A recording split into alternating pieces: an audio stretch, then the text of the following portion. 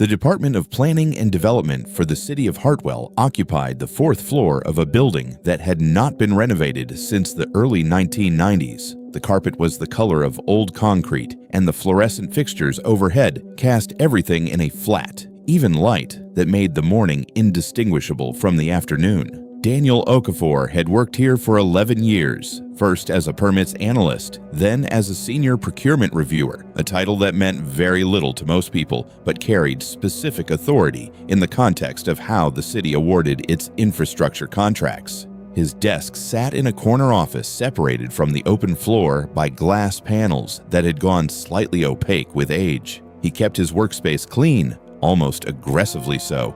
3 monitors, a single legal pad, a pen. Each morning he arrived between 7:50 and 8, logged into the procurement management system, and reviewed the day's active tender submissions before the rest of the floor arrived. It was a habit he had developed years ago, not because it was required, but because the early hour gave him something the rest of the day rarely did: uninterrupted clarity. The Hartwell South Corridor infrastructure project had been in the pre-award phase for 6 weeks. It was the largest procurement the department had processed since Daniel had been in his current role, a combined civil works and drainage contract valued at just under $22 million, funded through a federal block grant with strict procedural compliance requirements attached. 4 firms had submitted qualifying bids. The lowest conforming bid had been submitted by Meridian Civil Group, a mid-sized regional contractor with a clean compliance record and no prior relationship to the department. The second lowest bid came from Callaway Infrastructure Partners, a firm that had worked with the city on 3 previous projects, all within the last 4 years. The evaluation panel had scored both bids within a narrow range on technical merit. The final recommendation sat on Daniel's desk for countersignature, routed to him in his capacity as procurement reviewer before it moved to the Director of Development for formal award. He read the scoring summary once, then again. He did not countersign it. Instead, he set the document face down on his desk and logged into the submission portal. The procurement system used by the city was called ProTrack, a web-based platform managed by the state's Shared Services Division. Vendors submitted bids directly through the portal, each submission time-stamped at the server level the moment it was received. The system also logged any access to individual bid files, including opens, downloads, and document comparisons. Daniel had reviewed ProTrack records as a matter of routine for years, mostly to verify procedural sequence before recommendation reports were finalized. What he noticed that morning was not dramatic. It was a column of timestamps. Callaway Infrastructure Partners had submitted their bid at 3:47 p.m. on the closing date. Meridian Civil Group had submitted at 11:22 a.m. the same day. Both were within the compliance window, but the evaluator assigned to the Callaway submission had first opened that file at 9:04 a.m., more than 6 hours before Callaway had submitted it. Daniel looked at the timestamp again. He did not move for a moment. Then he opened the access log for the Meridian file and noted the first open time, 9:41 a.m. The sequencing was not possible under normal system operation. The evaluation panel for the South Corridor project had 3 members. The panel chair was a senior civil engineer named Robert Fenn, who had been with the department for 19 years and whose professional reputation was built almost entirely on his consistency in technical scoring. The other 2 members were mid-level analysts who rotated across projects. Daniel had worked alongside Fenn on at least a dozen procurements. He knew Fenn's process. Fenn always read bid documents in submission order, earliest first. He was explicit about it. He had said so in 2 different training sessions Daniel had attended. Daniel did not call Fenn. He pulled up the panel's internal evaluation worksheets from the shared drive, which were date-stamped automatically by the document management system whenever a file was created or last modified. Fenn's worksheet for the Callaway bid had been created at 9:11 a.m. on the closing date. His worksheet for Meridian had been created at 2:58 p.m. The evaluation had not been conducted after both bids were received. It had been conducted while one of them did not yet exist in the system. Daniel closed the evaluation folder and sat without opening anything else for several minutes. Outside the glass panels, 2 colleagues were moving between desks, carrying coffee, talking about something he could not hear. He watched them briefly, then turned back to his monitors. He opened a blank document and began building a timeline. Server-side submission timestamps from ProTrack, document creation times from the shared drive, panel access logs from the audit trail function in the evaluation module, which most people in the department did not know existed because it had been added in a platform update 18 months earlier and had never been formally announced. He worked through the morning without speaking to anyone. By midday, he had 3 pages of sequenced entries, all sourced from system-generated records rather than any human account. The timeline showed clearly that Robert Fenn had created an evaluation worksheet for Callaway Infrastructure Partners, accessed the Callaway bid document, and begun scoring before the submission window had closed and before Meridian's bid existed in the portal. It was not a close reading. The gap was not minutes. It was hours. Daniel understood what this meant in structural terms before he allowed himself to consider what it meant in any other terms. The federal grant funding the South Corridor project carried a compliance framework administered by the state's Office of Infrastructure Finance. That framework required any procurement above $15 million to follow a sealed bid process with documented panel independence. Panel members were prohibited from accessing any submission prior to the formal close of the submission window. The prohibition was explicit. It was also a condition of the grant agreement itself, not merely a departmental policy. A breach of that condition did not simply invalidate the evaluation. It triggered a mandatory review clause in the grant agreement, under which the Office of Infrastructure Finance could suspend disbursement and initiate a formal compliance audit. Daniel had read that clause once years ago during an orientation on federal procurement standards. He remembered it because it was one of the few clauses in the agreement that required no discretion. The trigger was automatic. The outcome of a triggered audit was not within the department's control to manage or contain. He spent 3 days verifying before he did anything else. He submitted a routine help desk request to the state's shared services team, asking them to confirm the server timestamp methodology for ProTrack submissions, framing it as a question related to a data reconciliation exercise. The response came back within a day and confirmed that submission timestamps were generated server-side at the moment of file receipt and could not be altered retroactively by any user, including system administrators, without generating a visible audit flag. He printed the response and filed it without annotation. He also pulled the grant agreement from the department's contract archive and read the compliance section in full, making notes only on the specific clauses governing panel conduct and the trigger conditions for mandatory review. He did not speak to anyone about what he was building. He did not ask Fenn any questions. He did not contact Callaway or Meridian. He continued attending regular project meetings, countersigning unrelated documents, and moving through the department's daily rhythms without deviation.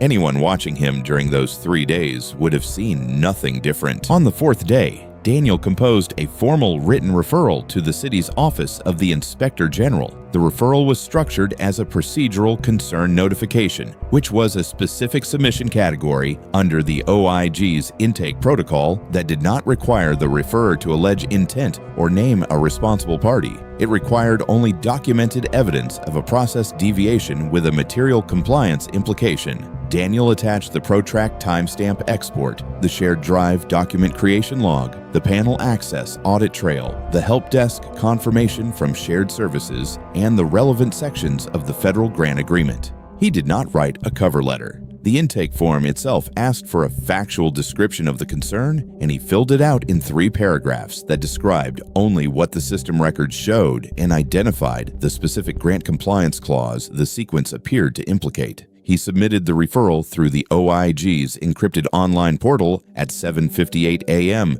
2 minutes before his normal login time. He then opened ProTrack, began his standard morning review, and did not look at the referral again. The OIG's standard intake process for a procedural concern notification required an initial triage review within 10 business days. If the triage reviewer determined that the concern had material compliance implications, the file was escalated to a formal preliminary inquiry, at which point the relevant granting authority, in this case the Office of Infrastructure Finance, was notified as a matter of protocol. That notification was not discretionary. It did not require the OIG to have reached any conclusion. It required only that a formal preliminary inquiry had been opened.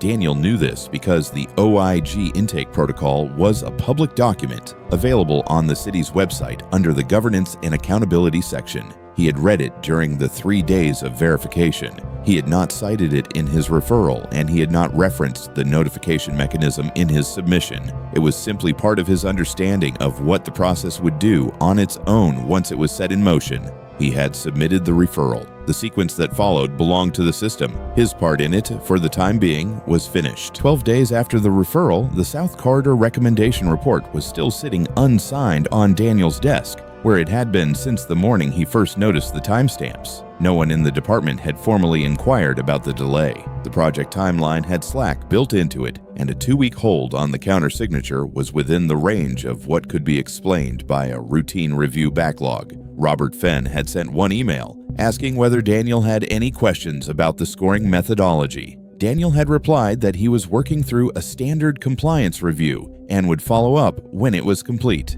The reply had taken him 4 minutes to draft and said nothing that was untrue. 2 days later, the department received a written notice from the Office of Infrastructure Finance advising that a preliminary inquiry had been opened into the South Corridor procurement process and that disbursement of grant funds was suspended pending review. The notice was addressed to the Director of Development and copied to the department's legal counsel. Daniel received a copy because his title placed him within the notification distribution list for all active procurement matters. Robert Fenn sat in his office for a long time after the notice arrived. He read it twice, then set it flat on his desk and looked at the window. The notice named no individuals. It described the inquiry in procedural terms only, referencing a review of panel conduct documentation and submission sequencing records. Fenn understood procurement systems. He had been working within them for nearly 2 decades. He knew what the reference to submission sequencing meant, and he knew that server-generated timestamps were not something that could be explained away with a clerical account.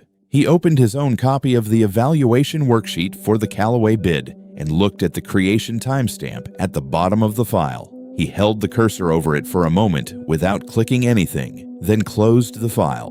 The room was quiet. There was no version of the record that supported a different reading of what had happened, and he was experienced enough to know that reaching for one would only extend what was already in motion.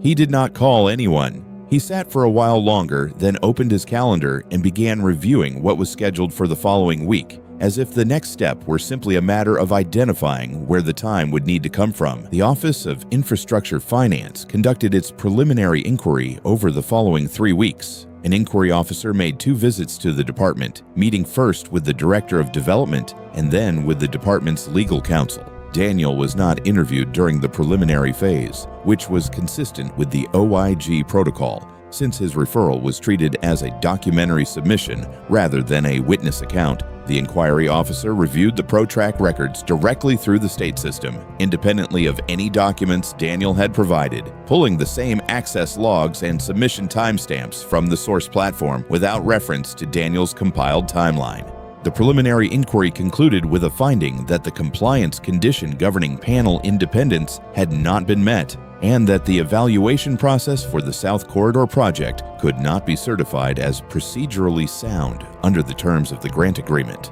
The finding did not attribute intent. It described a sequence of system-recorded events that was inconsistent with the required process. The formal consequence, as set out in the grant agreement, was that the existing evaluation was voided and a new procurement process was required before any award could proceed. The recommendation report that had been sitting on Daniel's desk was formally withdrawn by the Director of Development the day after the inquiry finding was issued. A notice was sent to all 4 original bidders advising that the procurement had been reset and that a new submission window would be announced within 30 days. The notice did not explain the reason for the reset beyond citing a procedural review outcome. Callaway Infrastructure Partners acknowledged receipt without further response. Meridian Civil Group acknowledged receipt the same day and confirmed their continued interest in the project. Robert Fenn was placed on administrative leave pending a separate internal review that ran parallel to the OIG process. The department did not make a public statement about the leave. It appeared in the internal staff directory as a status change, listed under a standard administrative category. Most people on the floor noticed it in passing and said little, the way they did with most personnel updates that arrived without context or explanation attached. Daniel countersigned 4 unrelated procurement documents that week and attended a project coordination meeting for a separate drainage contract in the city's north sector. He responded to emails in the order they arrived. On Thursday afternoon, the director of development stopped briefly at his office doorway, said something about the South Corridor situation being a difficult business, and moved on without waiting for a response. Daniel nodded once and returned to the document he had been reading. He paused for a moment after the director had gone, looking at the glass panels that separated his office from the open floor. The carpet was still the same color it had always been. The fluorescent light was still flat and even overhead. A colleague crossed the floor outside carrying a folder, not looking in his direction. Daniel turned back to his monitor and continued reading from the point where he had stopped, finding his place without difficulty. The new procurement window for the South Corridor project opened 28 days later. The process documentation was reissued in full with an updated panel selection process that required each member to submit a signed attestation confirming they had not accessed any submission prior to the formal close of the window. The attestation requirement had been drafted by the department's legal counsel in consultation with the Office of Infrastructure Finance. It had not existed in the original procurement documentation, and its inclusion was noted in the reissue summary as a procedural enhancement reflecting current compliance standards. Daniel received the reissued documentation as part of his standard distribution. He reviewed it, noted the attestation requirement in the section on panel conduct, and filed it in the active procurement folder. He did not linger on it. The new requirement named no origin and offered no explanation of what had prompted it. The submission window was set to close in 6 weeks, and there was other work already waiting on his desk. On the morning the new submission window closed, Daniel arrived at 7:52, logged into ProTrack, and began his standard review. The system showed 5 submissions received within the window, one more than the previous round. He opened the access log for each submission in turn, checked the timestamps in sequence, and verified that no panel member had accessed any file before the formal close time. Each entry was clean. He noted this on his legal pad with a single line, then opened the first submission and began reading. The department was already in motion around him. People were arriving, coffee was being made, conversations were starting in the corridors outside. None of it reached his office with any particular force. He worked through the first submission steadily, making notes in the margin of a printed summary sheet. Outside, the building's older fluorescent fixtures hummed at a frequency that was always present, but that most people had long since stopped registering. He had stopped noticing it years ago. That morning, as on every other morning, it was simply part of the room.